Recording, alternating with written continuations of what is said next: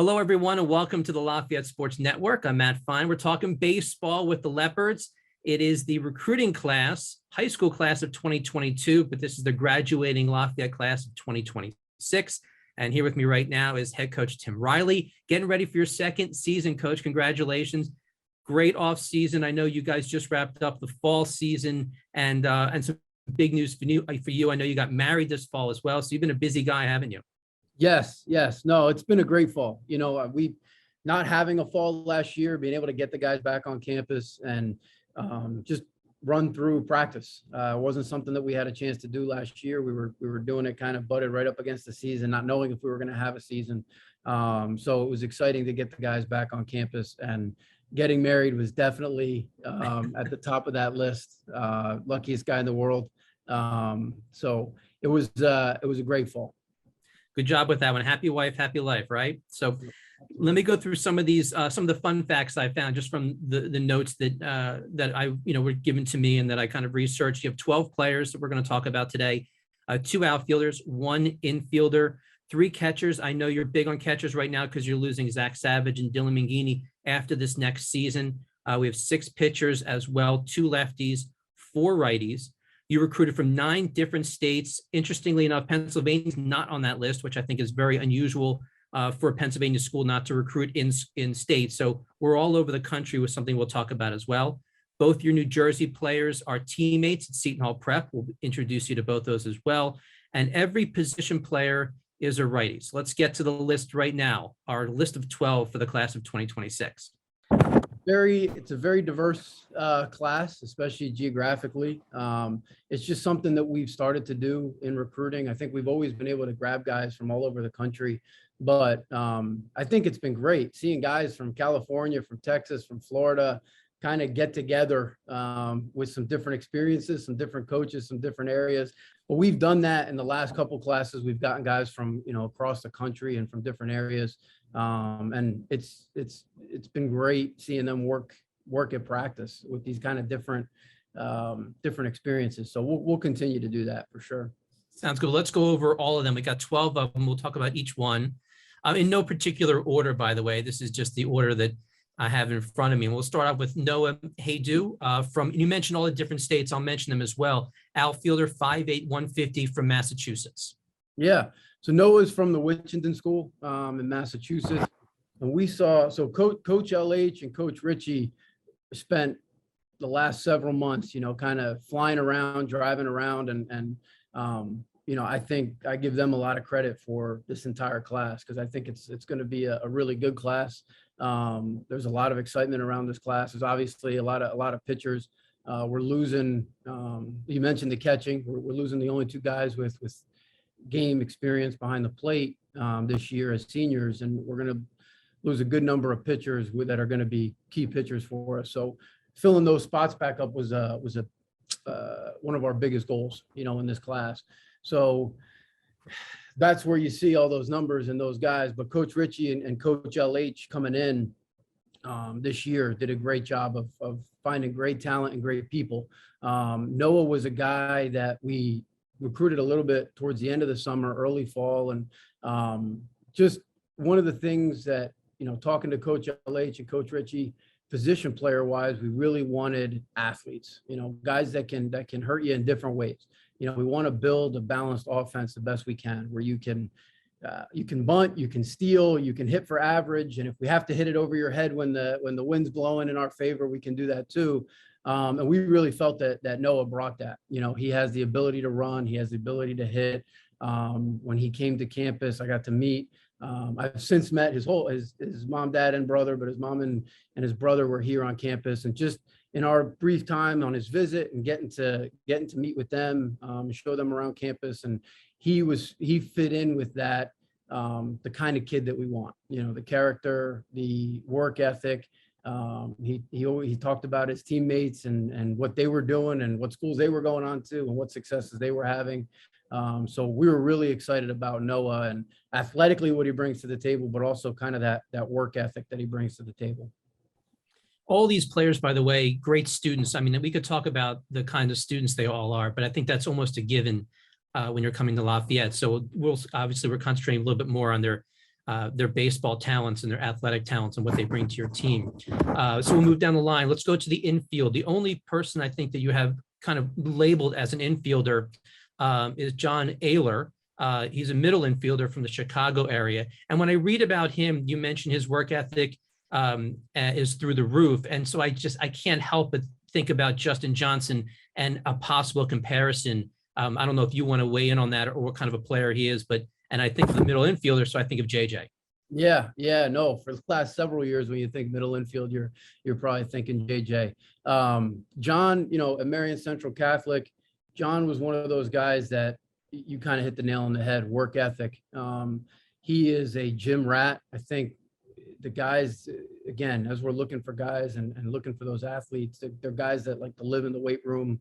That's something that we want to put a priority on here, is kind of how we prepare for the season, and not just baseball wise, but body wise and athleticism wise. So he's a guy that you're almost going to have to scale back in the weight room because he loves it so much and all the work that he puts in. But John brings the same thing. Like I just kind of said with Noah, he brings that athleticism. He brings that speed, the ability to field a ground ball and get it across the diamond. And he's just, he's a baseball junkie. So he was another one that when we met with and got a chance to speak to, we wanted guys that wanted to be part of what we were doing. Through the recruiting process, we lay it all out on the line. Like, here's what we do. You're going to be in the weight room these days. You're going to be at practice these days. This is all the stuff, and this is all the work that goes into it. And the look in John's eyes when we were talking was the look you want. I want to be a part of this. This is what I want. So really excited about John Ayler. I think he's going to come in and be a guy that helps us, but also pushes to kind of take that next step. All right, let's move to the catcher position. The next three guys I'm going to mention are all catchers. Again, it's a position you need to fill because you're losing two of your guys, your mainstays, after this coming season in 2022. Ethan Sidler, 6'1", 190 from California, San Diego. Some of the things that stand out to me, I know sometimes you get players where, they're kind of late bloomers. They really might not have cracked and made an impact on the varsity team until their junior and senior years. But then you also have some guys who, pretty much from this time they stepped onto the field as in high school, this is someone who can play at that next level. And I think Ethan might be one of those guys who's been the starter as a catcher for his team all 4 years since his freshman year. And he plays for CBA Marucci. So, a big time travel program. So it seems like he has all those things checked on his resume already. Yeah, no, like you mentioned, he's a guy with a lot of experience behind the dish. He's a guy who's played for his high school for the varsity for a long time and playing for CBA. You mentioned that program and what they can do, the number of Division I commits they have in their program. So Ethan was another guy that we saw kind of later. Coach LH had started the relationship. Coach Richie got to see him, in the fall. And Ethan, when we started recruiting him, had immediate interest, and came up to visit. And I think it was a couple days later, we got a call and said, we're coming in on a red eye and we're going to, we want to see the school. We want to meet with you. And after talking to Ethan and his mom on his visit and showing them around, and again, another guy that just, it felt right, immediately when we got a chance to talk to him. Everything we had heard was, this guy can catch, he can really receive, he can throw, he can block. So we're excited because, like I said before, losing a couple of the guys with the most experience behind the dish, having some guys that can step in and do it right away is going to be really important. So now we go kind of to the other side of the catching situation. You have James Celta, I guess, is from Connecticut. And unlike Ethan, who's pretty much born and bred catcher, James was an infielder and then kind of converted to a catcher in his high school career. He's coming from IMG out of Florida, which is just, an incredible place for athletes and a great academic institution as well. So a little bit of a late bloomer when it comes to someone, again, behind the dish, right? Yeah. So James is actually one of those guys that we've been recruiting a lot longer. We had talked to him back before. This was back when we couldn't get out and see guys. We were still kind of doing a little bit of video recruiting. And I had a connection with his coach, who Chase Barley, who's one of our pitchers now, came from Sam Sharf, runs a organization that kind of helps guys get in front of coaches. And Sam had sent me some video on James, and having a connection to some of the guys that we already have on the team was good to kind of get to know him on a personal level. But we had seen video on James. We were really looking for catching, and he was converting from more of a corner infielder to behind the plate. He was at IMG. He's at Fairfield Prep right now in Connecticut. But he was making that transition from the infield to behind the dish, and was seeing video of it. And he was catching some really talented pitchers, and it looked really good. James can really swing the bat. We knew that, but once I got a chance to see him catch, and he played for the New Jersey Niners over the summer, so he was local, and we got a chance to see him. And it was a guy that I thought he's going to be able to catch. He's really going to be able to swing it. He's got some experience in the infield. So with our schedule, with how many doubleheaders we play, he may be a guy down the road that can catch and take a break with his legs and play another position, but stay in the lineup. So really excited about James. And again, he was one of those guys that we've had a relationship with back since we couldn't get out and see guys, and we were really just talking on the phone and getting video. There's a couple guys in this class that are still in that.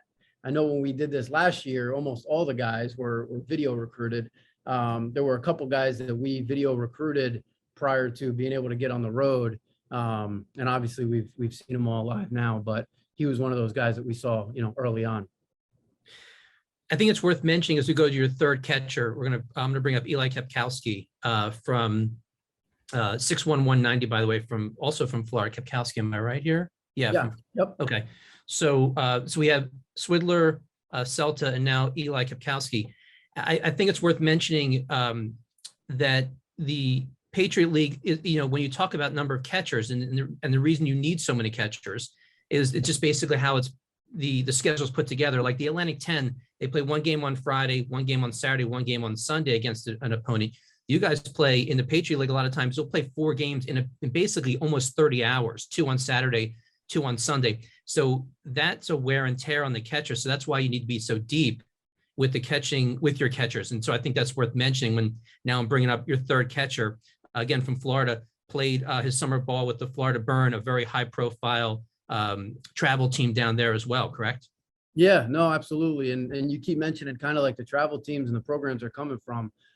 We did that intentionally. We wanted guys to come in that have that, we want to win, this is what it takes to win. And this is kind of the expectation. That's our expectation, is that work ethic and kind of a winning culture, winning attitude. So getting guys from those programs has I think is going to really be a big piece going forward.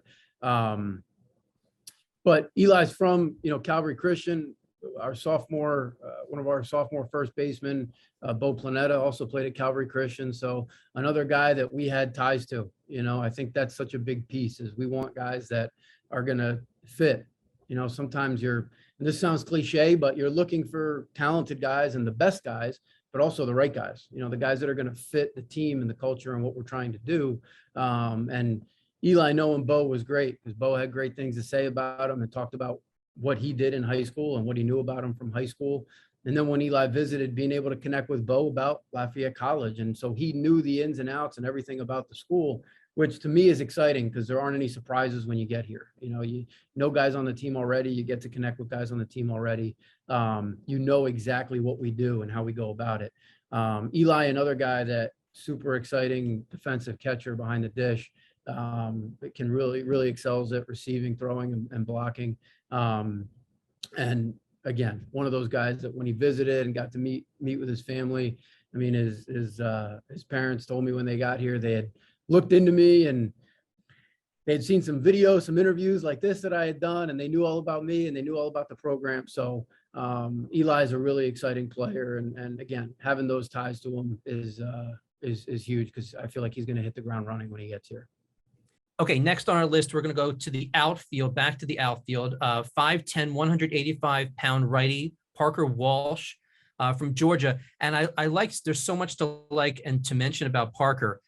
First of all, his high school is one of the top teams in the country, with Division I players kind of sprinkled all over the field. And also, I would be remiss if I didn't mention Jared Walsh, who is the first baseman for the Angels, that's his uncle. So you have a pedigree here of someone who's in a program where they win, and also the family tree. Yep. Yeah. And Parker, again, coming from Buford, he's playing some of the best talent in the country every year. So coming in he's one of those guys that we expect to be able to come in and play a key role for us right away. Being from Buford, like you mentioned, that program, he's got some of the top talent on his team, but he's playing some of the top talent. So having Jared Walsh as your uncle helps too. But Parker was one of those guys that, again, like I really feel like this whole class, there wasn't a lot of, hey, what do you think? You're looking at other schools. Should we try this? Should we try that? Do you need to come back? Parker was one of those guys that came to campus with his mom the first time, showed him around campus. And again, it clicked right away. It just felt right. And I think Parker committed not too long after that because it felt right on our end, definitely. And that's why we offered him, but it obviously felt right on his end. And every year we have an official visit where the guys all come back to campus together, them and their families. And he was obviously there, but all the guys just kind of seeing how they clicked and gelled right away. You could really see that kind of team atmosphere already. Like it wasn't shy and who's this and who's that. And Parker was one of those guys that I felt that with really early on. He's extremely talented. He's fast. He can really swing the bat. Plays a really good outfield. So, Parker's one of those guys that we're excited to kind of see what he is when he gets here as a freshman. And he's already kind of taken those steps in high school. And that's really, it's been exciting to kind of see since these guys have committed and since these guys have decided to make Lafayette their college choice, what they've been able to do kind of development wise leading up. Yeah, and that the camaraderie, it should not be overlooked or diminished. You guys are on the road. You're talking 40 plus games on the road, North Carolina, and you just up and down the East Coast in conference as well. When you have to make the trip to Holy Cross or Bucknell, you're in the bus for hours upon hours. So it's nice when your group. Not every school can have this, and it's not something every school always needs to have. But it's a nice side note when your teammates are really meshing and clicking. So that's a good thing to hear. Let's get to your pitchers now. We've gone through 6 of your 12, and we have 6 arms here. We'll start with the lefty. We'll go with Antonio Correa from Florida, another Florida person. And you're talking about him possibly, I think, you look at these pitchers and, sometimes you eye them for the bullpen, you eye them for your starting rotation. Maybe they start in the bullpen, they work their way up, but this is a guy you think has an arm that's ready for a possible spot in your starting rotation, correct? Yeah, hopefully. I mean, everybody has the opportunity to earn any role that they get. And I think you do. You look at guys and you decide where can they command their fastball? Do they have a second pitch that they command in the zone? Do they have a third pitch that they can command in the zone? And Antonio is one of those guys that, down the line, we can see him being a guy that may be able to command a couple different pitches in the zone, which gives you the opportunity to have that length as a starter. But you mentioned we have a couple lefties in this class. I think we wanted to add some left-handed pitching to the class, and he was another guy that we were talking to early on. We knew him really early. Coach Ritchie actually went down to Florida as soon as the season ended to an event to see Antonio.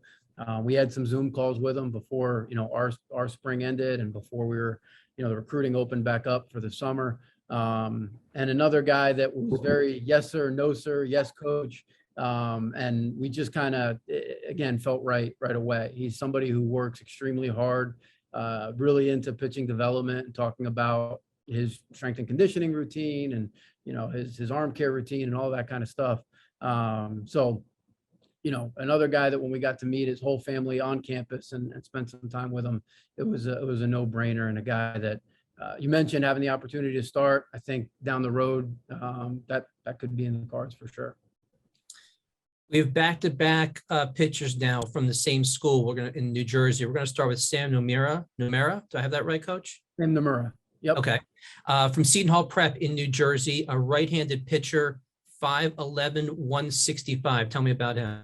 Yeah, Sam. So Seton Hall Prep, coming from Rutgers, we talk to them every year. I think they were one of the really high-profile, high-talented programs in New Jersey. Coach Shepard over there does a great job every year. So having, Sam and Pat coming is big for us because they're coming from a really good baseball program, a really good school. But Sam, Sam came in, and I have a Phillies, Aaron Nola bobblehead doll over here on my shelf. And as soon as Sam said, "Coach, you're a Phillies fan," I think we hit it off. But Sam's just one of those guys that he just bleeds positive energy. I can see Sam being a guy, extremely talented pitcher, and I shouldn't not bring that up first. I think he's a guy that we've seen develop a lot even since he committed. We've seen his velocity jump up. We've seen his breaking stuff get more explosive. And we knew that was coming. That's why we wanted Sam as part of the program, because we could see the work ethic. We could see all the time that he was putting in and the detail that he was putting in. But the kind of kid that Sam is, just the way he kind of goes about his business and his energy and his attitude just around the guys. Like you could see him talking to the guys during their visit and just being around some of our current players. Sam's one of those guys that we're excited is going to push that positive energy, that positive attitude within the program. And you mentioned his teammates, so we go to the other Seton Hall Prep grad or grad to be, I guess, Pat Walega, and he's a right-handed pitcher. Pat is 6'1", 190. By the way, just the idea of having two D1 arms as your 1 and 2 starters in the spring, I'm sure that that's just a thing that every high school coach, I'm sure, would love to have. So that's exciting for Seton Hall Prep this coming spring. But again, tell me about Pat. You start talking about him a little bit because he's teammates with Sam, but tell me a little bit about Pat. Yeah, Pat, again, I know I keep saying this, but it's such a big deal to us. Like it just felt right, and we hit it off on his visit. Pat's an extremely talented pitcher. He's another one that I think he can command his fastball at all sides of the plate, and he can throw a second and a third pitch for a strike and command it whenever he wants. Another guy that we've seen really, he's a guy that is constantly looking for a better way to do things. He's always trying to get better in his strength and conditioning, better in his throwing plan and his all of his development plans leading up to when he pitches. I check in with Coach Ritchie. Coach Ritchie's checking in with these pitchers all the time to see where they're at in their year. When we lay out our pitching plan, it's a year plan. So you're constantly tweaking the plan as the year goes on. And Pat's one of those guys that constantly comes up in conversation. That Coach talked to Pat Walega last night, and this is what he's doing, and this is how we're changing this, and this is what he's doing next. Pat's an extremely bright kid, and he's definitely a guy that I think could be a major impact guy when he comes in next fall. Another left-handed pitcher. I mentioned we have two left-handed pitchers coming in. Trace Florio, 5'11", 163 from Connecticut.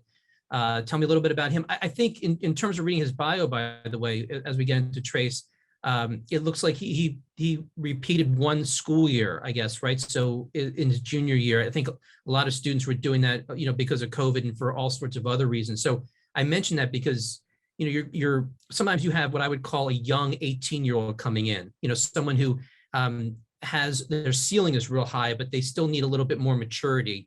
But I would think with Trace, he's got that extra year. You have someone coming in who might not show. That's a big jump going from high school to D1 baseball, no matter where you're coming from.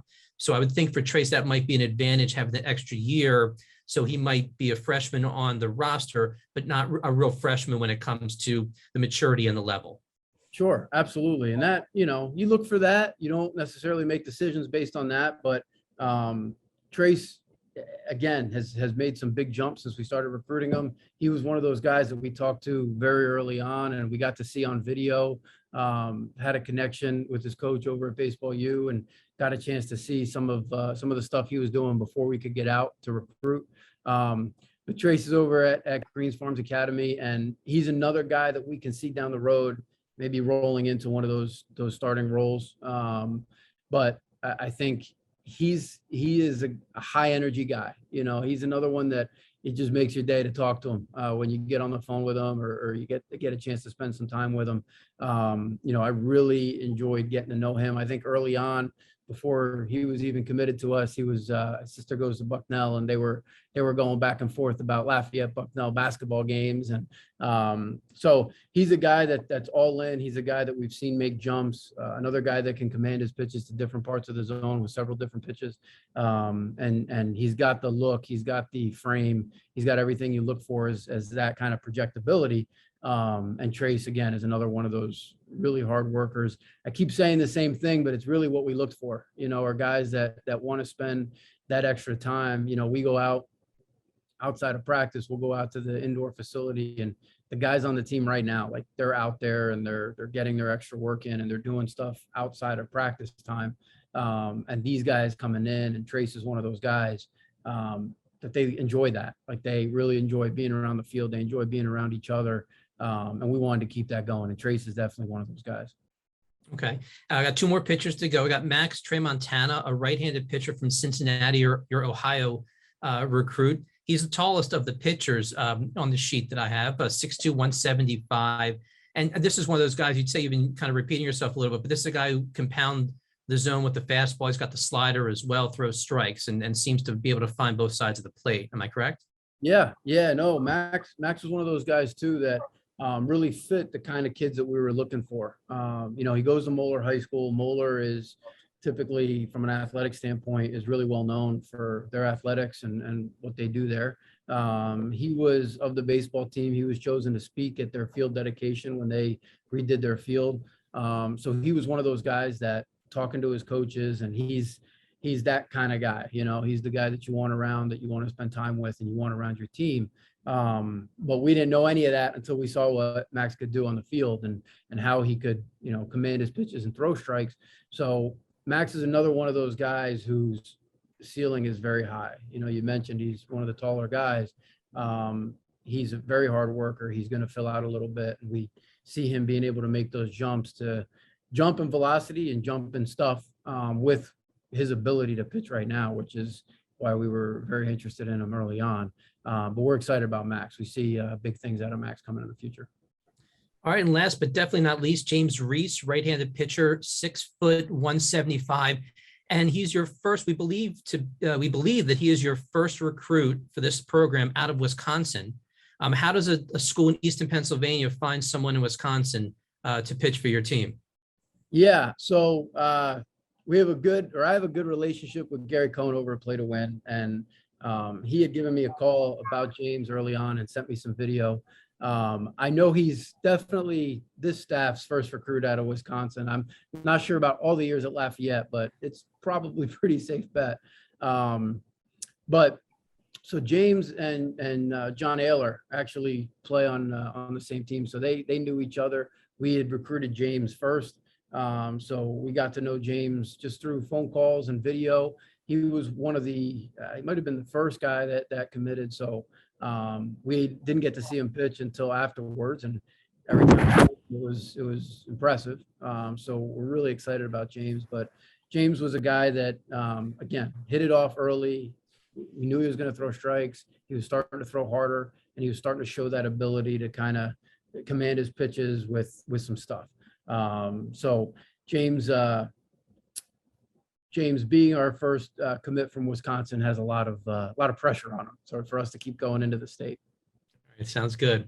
Well, that's what we have right now. 12 recruits. Again, it's always a little bit interesting with baseball.